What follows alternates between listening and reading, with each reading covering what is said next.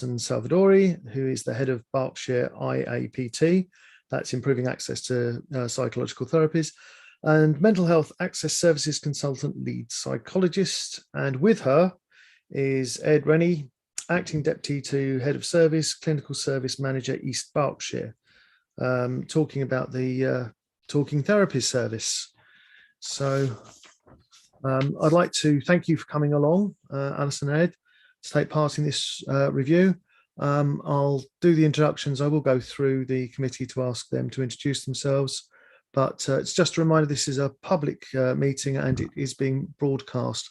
So we won't see people coming up on this, but they will be able to access it via YouTube.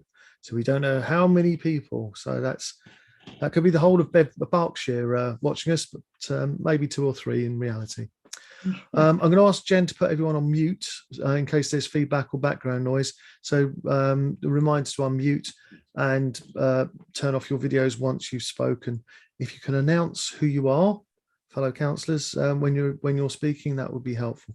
First of all, can I ask for if there have been apologies for absence? I've received apologies from Councillor Mrs. Mackenzie. Thank you. I think Jill, while not required to be here, has also said that she was unable to make it today. That's Councillor Jill Birch. Right, if I can go around, I shall go round from the top, so people to introduce themselves and then go to Ed and Alison. So, Alvin. Afternoon, I'm Alvin Finch, one of the councillors for Priestwood and Garth, one of the borough councillors. Michael Brossard. Yes, Michael Brossard, Borough and Parish Councillor for Central Sandhurst. Lizzie Gibson. Hello, Councillor Lizzie Gibson, Great Holland South. Nick. I'm Councillor Nick Allen, Councillor for College Town. And last but not least, Isabel, my Vice Chair. Thank you. Yes, I'm Vice Chairman of this committee. Thank you. I'm Isabel Mattick. I represent Harmons Water. And thank you very much for coming this evening. Thank you. So, Edward and Alison, if you'd like to introduce yourselves and give us the presentation. Much obliged. Sure. Yeah, so I'm Alison Salvadori. I'm a consultant clinical psychologist and I'm the head of Berkshire IAP service, Talking Therapies, and we'll be explaining a little bit in our presentation about what our service does. I always like to say as well that I was a physical healthcare nurse before I retrained as a psychologist. So I have a foot in both camps in physical and mental health care. Hi, I'm Edward Rennie. I'm a cognitive behavioral therapist by training, and I'm also the clinical service manager for Talking Therapies for the East Berkshire, and then acting deputy to the head of service. My foot has firmly been in the IAP camp. I started in 2009 as a psychological wellbeing practitioner. We'll talk probably a little bit more about we will talk about the model today briefly to give you a sense of what that means. But I've been with the service for 12 years or so now. Okay, so we have a presentation for you. Now, Jen, we did share it with you perhaps a little late in the day. I'm not sure whether I think I can share my screen. So, I have got it, and I'm happy to drive from this end if you'd like me to. That would be great. Thank you. Bear with me. So I'm going to give the presentation. We looked at the questions and sort of and we're really sort of thinking about the things you might like to know about our service.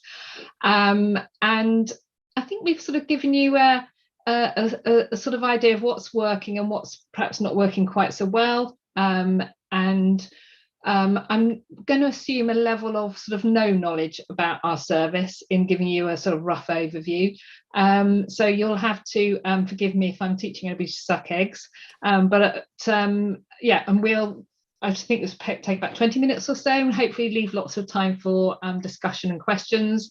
And I'm going to let Ed chip in as needs be. And yeah, so let's start now. So Talking Therapies covers the whole of Berkshire, so East and West Berkshire.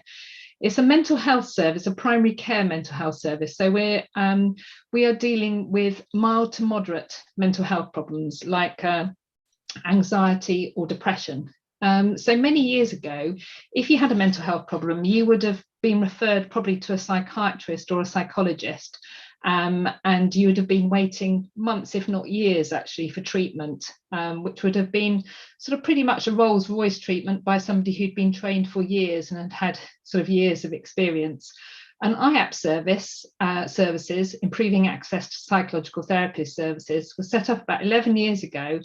And rather than being run by psychologists and psychiatrists, a number, 10,000 in fact, CBT therapists, cognitive behavioural therapists, were trained.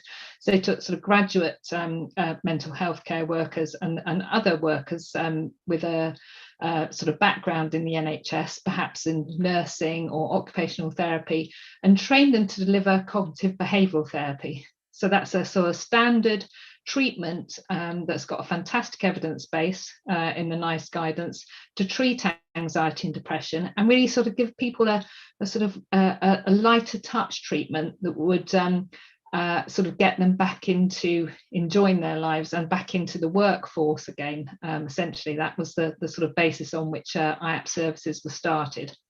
So ours is one of the biggest IAP services in the country. We take across Berkshire, between 20 and 25,000 referrals a year. So really a massive service. We've got overall about 350 staff who work in talking therapies across Berkshire. And today we're really going to focus on telling you a little bit about how people can get into our service, and then giving you an overview of how we're working in Bracknell at the moment. So it's very easy to get into our talking therapies service. So most people self-refer, so they can call this number, select option 2, and we take it from there. People have a welcome call from one of our admin team then that probably takes about 15-20 minutes, where we get their basic details, and then we get them to have a well-being assessment. So that's what we call step 2 of our service. That's about a 40-minute phone call with one of our staff members who sort of take an assessment and then look at what's the best sort of treatment that we can offer them.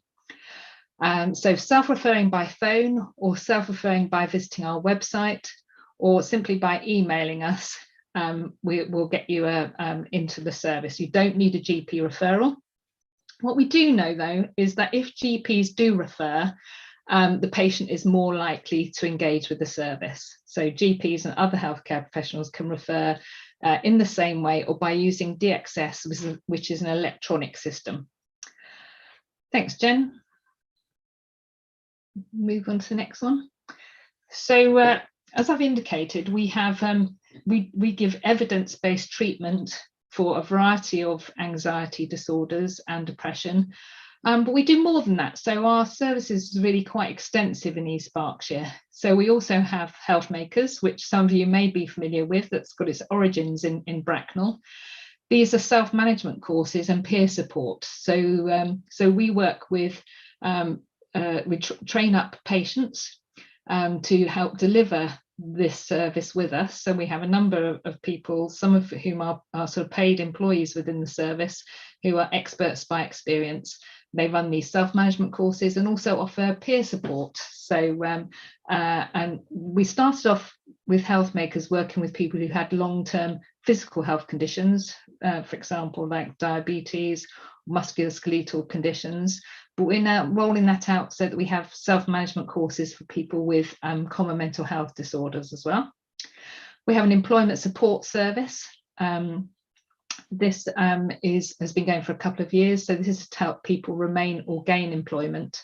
The reason we have this is we know that for those who are in employment or manage to hold on to their jobs, if they have a common mental health problem, they're much more likely to recover if they remain in employment.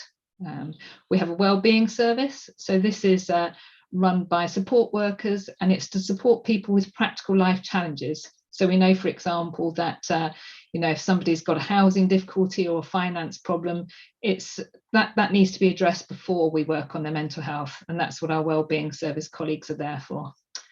And then you might also have heard about the Gateway. So this is also a service that I manage, and that's our single point of access to refer to all mental health services within Berkshire. So this is the gateway into our secondary care services. So those are specialist services for people with more severe or specialised mental health disorders. Thanks, Jen. So I'm just going to say a little bit about the model of care that Ed was referring to earlier. So we have step 1, step 2 and step 3. Step 1 is recognition that the person might have a problem that we can help with. That's where our health makers service sits at the moment. So it's a sort of an entry level into our service. Step 2 is for mild to moderate depression and anxiety orders, and the majority of patients sit at step 2. So our model of care is called a LIFT model, which stands for least intervention first time. So everybody gets a little bit of something to start with, and we see if that helps. And if it doesn't, then we would step up to something that was a sort of bit more intense at step 3, and that sort of individual psychotherapy, which could be anything between sort of 10 to 12 to 20 weekly sessions with an individual psychotherapist. Thanks, Jen. Move on to the next one. As part of the long-term plan, so this was rolled out several years ago, looking at improving treatments across physical and mental health care. Our staff had some specialist training working with people with long-term physical health conditions. So we know that if somebody has got a physical and a mental health condition, it's a real double whammy that can really impact not only their quality of life, but also the amount of care they need within the NHS. So in order to reduce the burden on services, we try and make particular efforts to support people with long-term physical health conditions. And say our staff had some specialist training, and now we are co-located in areas that are more traditionally associated with physical healthcare. So, for example, we have therapists who work into the respiratory clinic, in audiology, diabetes services, cancer care. And of particular relevance nowadays is that we work with a long COVID clinic. So we have people coming into talking therapies who are recovering from COVID, and work with our therapists, again, who've received additional training to support them. We don't just work sort of one-to-one with these patients. We also do a lot of training and help sort of staff in physical healthcare understand a bit about how mental health care impacts on physical illness and vice versa. And so training, case discussion, etc. At the moment, we're also developing links with neuropsychology services. So for example, thinking about the care that people might need who present with an autistic type disorder or sort of neurodevelopmental problems.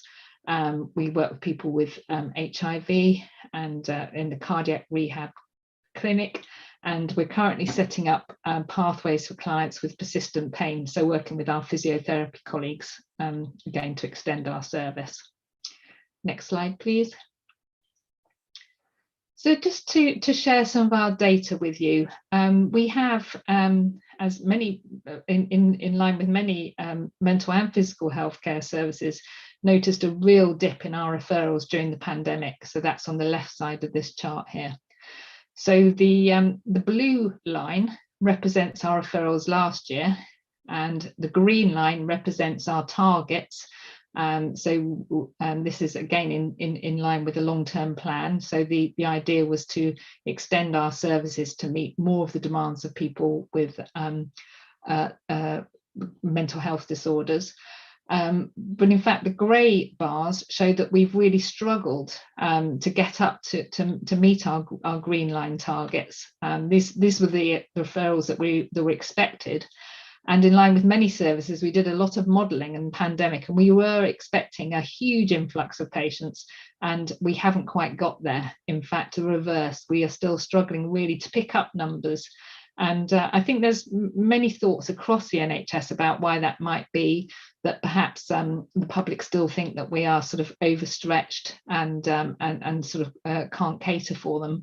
But we really do want to get our referrals to where we would like them to be. And again, we'll talk more about that later on in the presentation.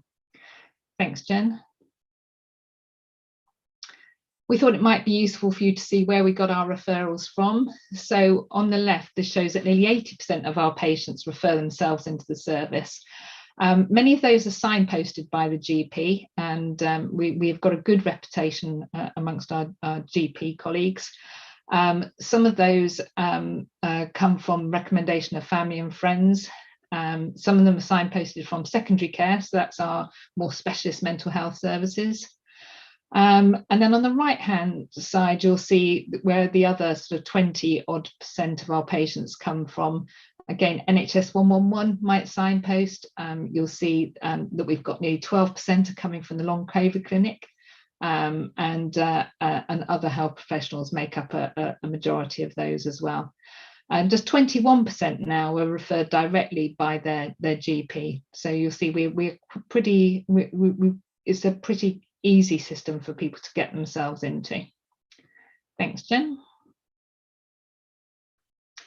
We are closely monitored by NHS England. We have particular targets to meet, and again, this is really as a way of services being transparent and answerable really to the public. One of the key things that we look at is our recovery rate, our recovery target, and that's this green line here. So it's expected that 50% of people that access and complete a course of treatment will recover. This means that they go from a position of being clinically and statistically unwell. So we measure every session that people work with us. We ask some questions about their mental health. So we ask some questions about their anxiety levels and their depression levels. And we are expected to have 50% of those recover. And I'm pleased to say, as you'll see by the blue columns, that actually we're exceeding that target. So between 50 and 55 and 70% of patients recover, have recovered over the last year. Thanks, Jen. We have some opportunities for growth. So this comes back to what we were saying about there is a shortfall for talking therapies across East Berkshire. It's about 20%. We could have 20% more patients than we currently have. And some of our GP practices actually are below the target that we would expect to see, sort of based on the expected proportion of people with mental health difficulties in those areas. And we have sort of tried many different approaches to make sure that those people access the service, and we work with our GP lead Katie Simpson, who I think you've already spoken to in East Berkshire, to make sure we're getting our message out. There's also potential for other people to refer into the service. So for example, here we've got the council, the police, probation services, local authority, and court liaison and diversion services, so criminal justice system. Thanks, Jen. One of the things we're also working on, and I said early on that 55% of people who engage in our service recover, but this chart here shows that actually there are some people who enter who don't stay in the service, who don't get that, give themselves that opportunity to recover. So for example, in October, in Bracknell, we had 321 people entered the service, 321 people referred into the service, but only 264 entered treatment. And we've got a particular project going on at the moment to contact some of those people within that gap to find out what makes people decide to enter and what makes people perhaps decide that they're not quite ready for treatment yet. Thanks, Jen. We're also working at disparities, so that we know that there are certain populations who are underrepresented in our client group. And this is a chart that's just showing that. So the particular groups that we are very keen to increase access in are people from cultural and ethnically diverse groups, And you'll see those are represented by the blue column here. So between you see between 22 and 28% of the population at any one time in any one month are in our service are from such backgrounds, and we would like to really increase that. And we've recently appointed 2 members of staff who are themselves from cultural and ethnic diverse groups to work with this particular population. We're also interested in increasing the numbers of people with long-term physical health conditions, and we've done particularly well in that. So we have a nationally mandated target of 33% of people with an LTC within our service, and you can see we've exceeded that. The last group are older adults. So you'll see actually we have relatively fewer number of older adults coming to the service, between 5 and 9%. And we have a work stream working on that. And again, we have got older adults within our service user population who are supporting us with that project. So we've looked at things like advertising, the language we use, and modes of access to increase the number of older adults coming into our service. Thanks, Jen. Again, we have nationally mandated key performance indicators, same as our recovery target. So recovery target we've already discussed.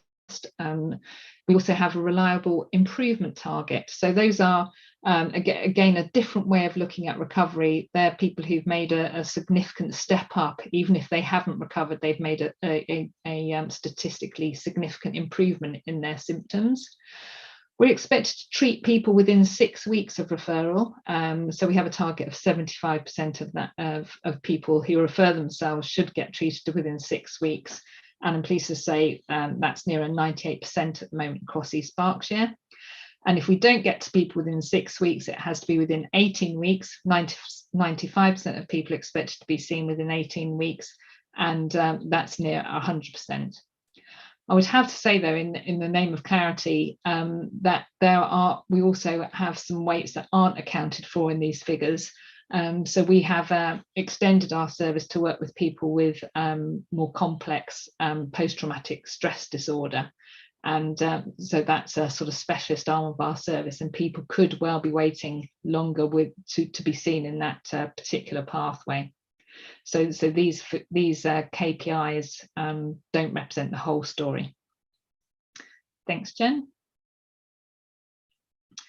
Just a little bit about how our service has changed in the pandemic. So we were really well placed, I have to say, to move swiftly to online working at the beginning of the pandemic. But we'd started a pilot, for example, on offering video therapy rather than face-to-face. And as you might imagine, this was expedited overnight in March of that year when we all had to stay at home. Again, surprising outcome actually was that it was a very popular choice for patients. Not all patients, it would have to be said, but we noticed actually our attendance rates improved and our recovery rates improved for people who were seen on video. And during the pandemic, we did some exceptional work with people who were, for example, sort of sitting in their cars, or people with depression who were sort of in bed, who might not have made it to the service if we'd been working in our usual way. And we would really sort of acknowledge the efforts of both patients and staff to find workarounds and to work flexibly in those times. We did some great work. We've had to implement new and more efficient ways of working. So we've had to really focus on wellbeing. There's a national recruitment problem in the NHS. And one way that we found of keeping hold of our staff, which are a very precious resource, is to offer as much flexibility as we can in terms of the hours that people work and in the places that people work. And we're currently working to a sort of hybrid model. So we have started offering face-to-face appointments again, not as many as we'd like, but we are offering them. And we're also getting back out there into GP surgeries. But again, one of our challenges is that, you know, life has moved on during the pandemic. There's pressure on GP rooms to work in. And so that's been a challenge for us that we're working on overcoming at the moment. Thanks, Jen. In terms of our feedback, so we have got a couple of service users who are very happy to talk to you, and Ed is able to arrange that. We have a patient forum, so we have previous users of our service who come back, and we meet with them every couple of months and sort of share thoughts and ideas with them and really value their support. Every patient who comes through our service, we send them a patient experience questionnaire afterwards, and this is some of the data from those patient experience questionnaires. I'll let you read those yourself at the top. We're particularly proud of that. So as you see, over 85% of people responded positively to the questions that we asked. And just a few quotes there, which again, I'll let you read.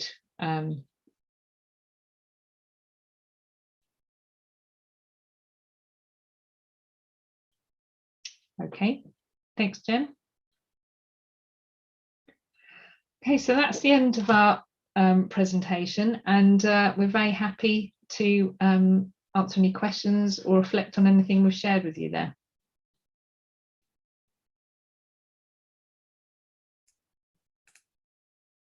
Thank you very much for that. Sorry, just having a second to click on the right buttons. Thank you for that presentation. Very, very useful. I shall throw it open to the councillors to go through their questions. Lizzie's all ready and primed. So, Councillor Gibson, if you'd like to kick off the questions. Thank you very much. I'm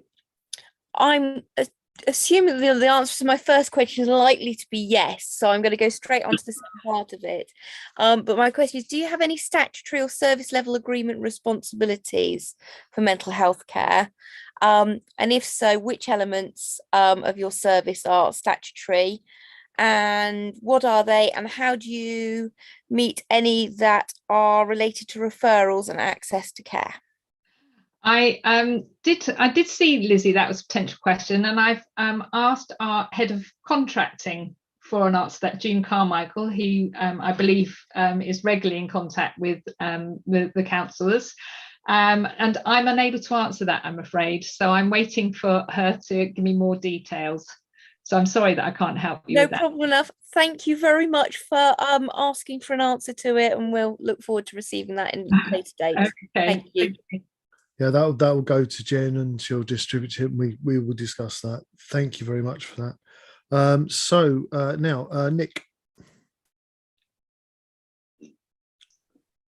Nick, I think that's you next. Yeah, interesting. Yeah, however, I think actually both my questions, which were covering the COVID and the pandemic, and actually the whole lot was covered in the presentation very well. So because basically it was about how's your service changed, and I think you've covered that anyway.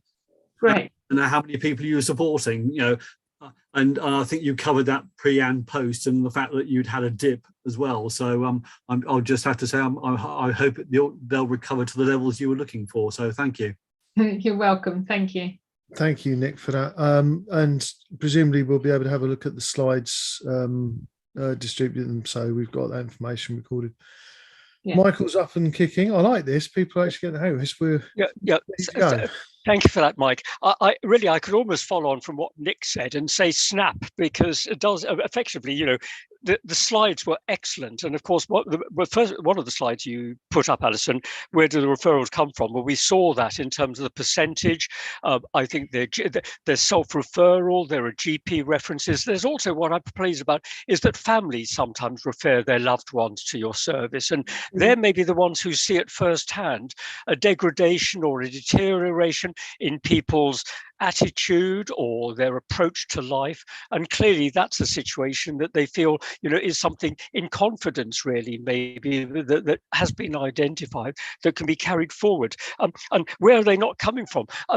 I think again, Alison, I think your slide demonstrated to a certain extent the GPs, and one of them, dare I say, identified Santa's group practice, where I know there is a particular difficulty at the moment in actually arranging face-to-face visits. And I wonder sometimes if there are people who feel reluctant, maybe older people, to go on the internet to register, and would really prefer to have a face-to-face discussion with the doctor, so the doctor themselves, their GP, can identify what the issue is and refer to them. I just wonder if you just want to comment on that, Alison.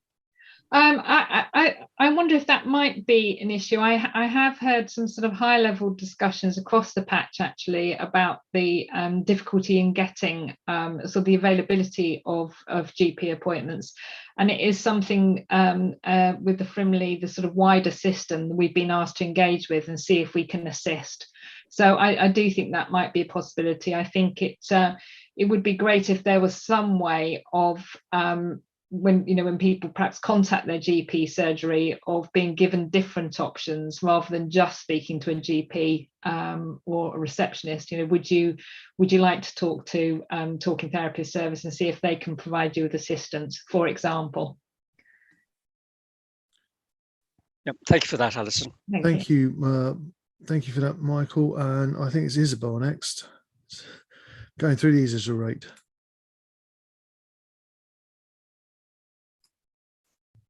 Isabel, can you hear me? Yes, that's right. I'm there. I'm sorry. Thank you very much. I found that interesting.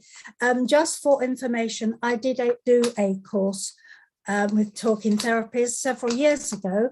I was referred by my doctor for a long-term condition, which fortuitously I no longer have.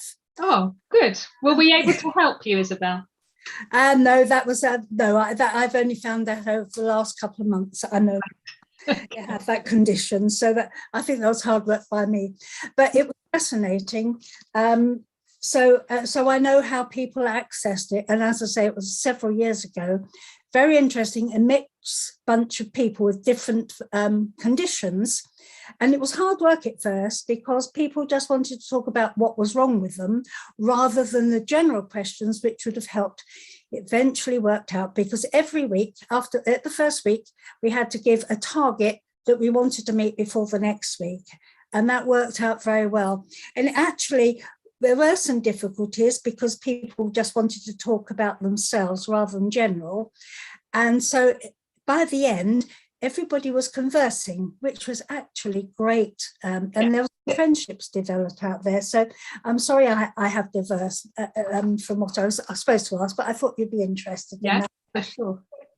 We know that some people, they, no matter how hard you try, they don't want to come in. So how do you encourage people who don't want to be part of the system?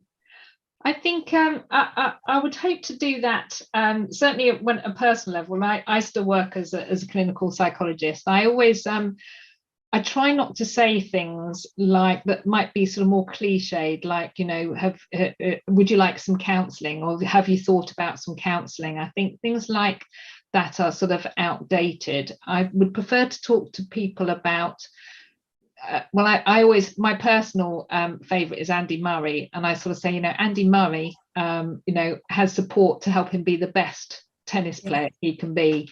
How would it be if we supported you to be the best version of you that you can be?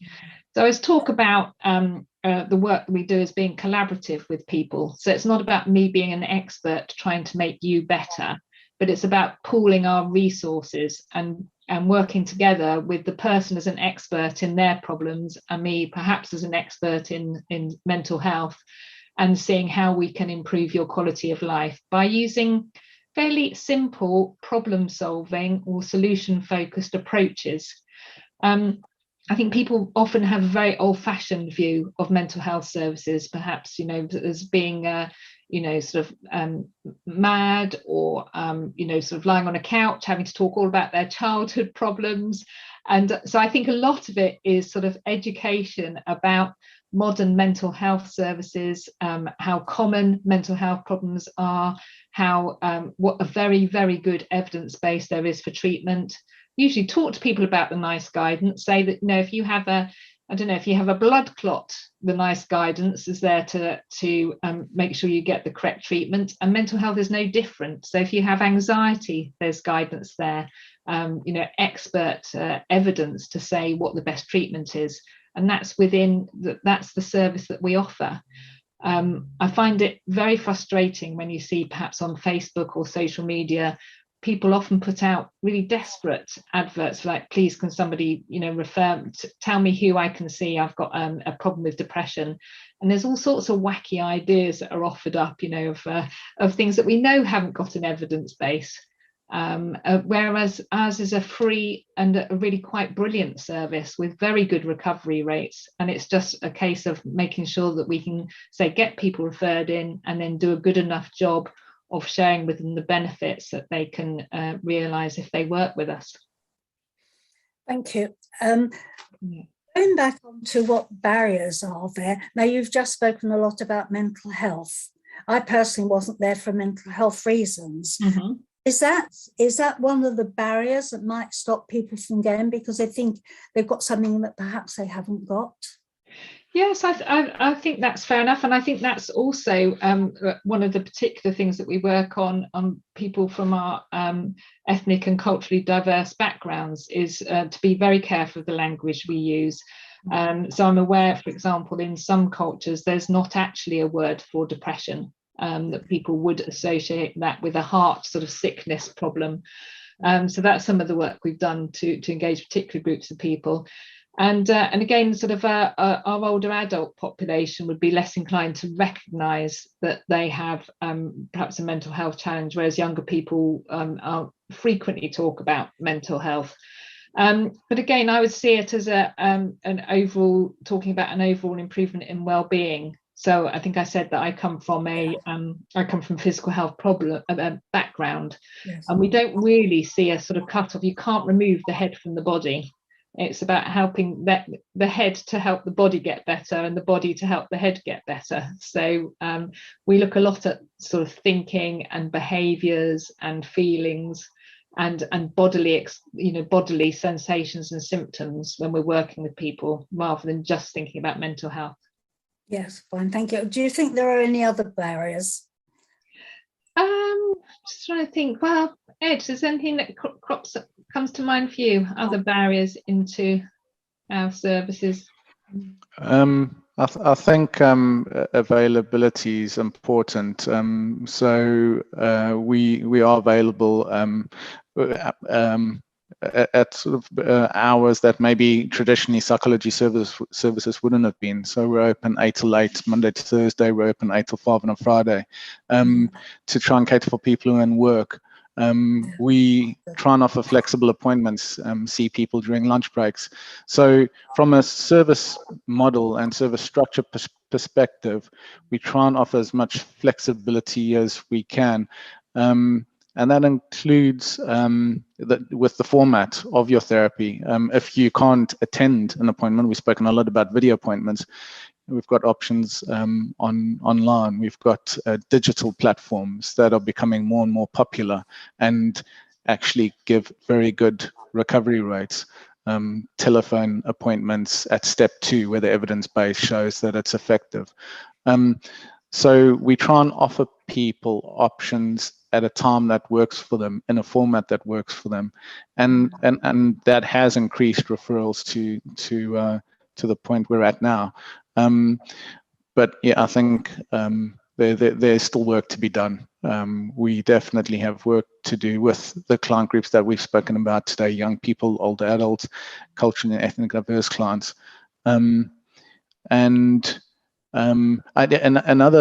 barrier that IAP services identified quite early on, and we've tried to work on and improve, is making sure that our staff represent the community. So, for example, in Slough, we have worked very hard to make sure that our staff group match the community, and we try and meet people's language needs as well. If we can't, we work with interpreters, and we've got a solid system where we can offer services to people in their own language. But we do try and match people with clinicians who can speak their first language. It's still hard work, you know. There's still more matching that could be done, and we could be more representative of the community. And a big issue that we're having is recruitment. We're struggling to get enough staff into the service, and ideally, yeah, we would have a full staffing sort of option available, and we would pick and choose and have a diverse staffing group, age range, with regards to age range and backgrounds. So a lot of work to be done there, but it looks a lot better than what it has done in the past. Thank you very much. I appreciate that. Thank you. Thank you for that, Isabel. Alvin. Yes, thanks. There's quite a few things answered there. I mean, there was for the question I was going to ask, lots of statistics up there, lots of things about how you're measuring effectiveness and how you're performing. I'm just sort of interested to know where these stats come from. I mean, for a while ago, I worked for the National Centre for Social Research, where every survey we did, every study we did, we always asked people how happy they were yesterday, how happy they are today, how anxious they were, etc. And other questions about access to the services. So presumably the ONS collects all those statistics and they're there, which then goes into your targets, which you're looking at. So presumably you collect something like that. You said the measurement is that they're clinically and statistically well. I wonder what the sort of clinically and statistically was, sort of thing. Yeah. So when IAPT services were first set up, they were set up with a very particular system whereby that you collected valid and reliable measures of somebody's mental health at every single appointment. And it was a unique idea, actually. It was now sort of world leading idea. So IAPT services are quite rightly the envy of much of the world and have been sort of copied subsequently. And this is one of the really sort of key differences in how services used to be run. So previously, perhaps the patients would have their symptoms measured at the beginning and then the end of therapy. So that might be sort of 3 or 4 months apart. In IAPT services, every single appointment you have, you fill in a statistically valid and reliable measure of mental health. So it's called PHQ-9 for depression and the GAD-7 for anxiety.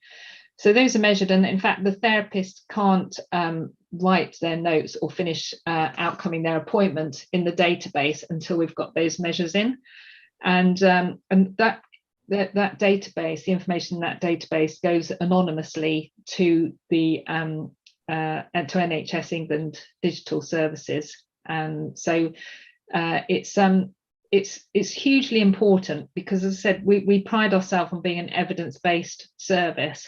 And really, a lot of the evidence we collect is from working with a person to look every week and say, okay, how are you doing? Let's have a look at how are you doing. So we don't just go on the numbers, that we discuss it with the patient to say, does this, this is what you're telling us, this is what you're reporting, does that match your experience? And we can produce a graph for the patient showing them a sort of improvement over time.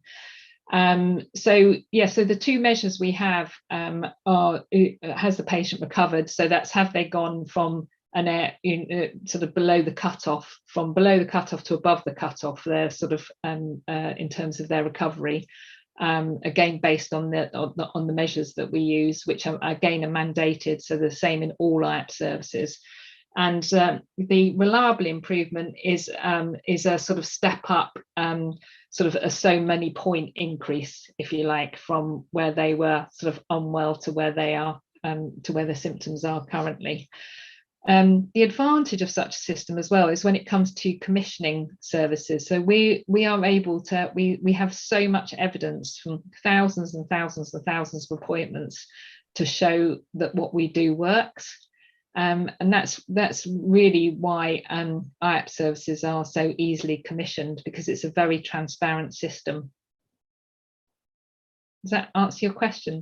Well, yes, I think so. I mean, as always with stats, it's you're measuring everything from the last measurement upwards, kind of thing.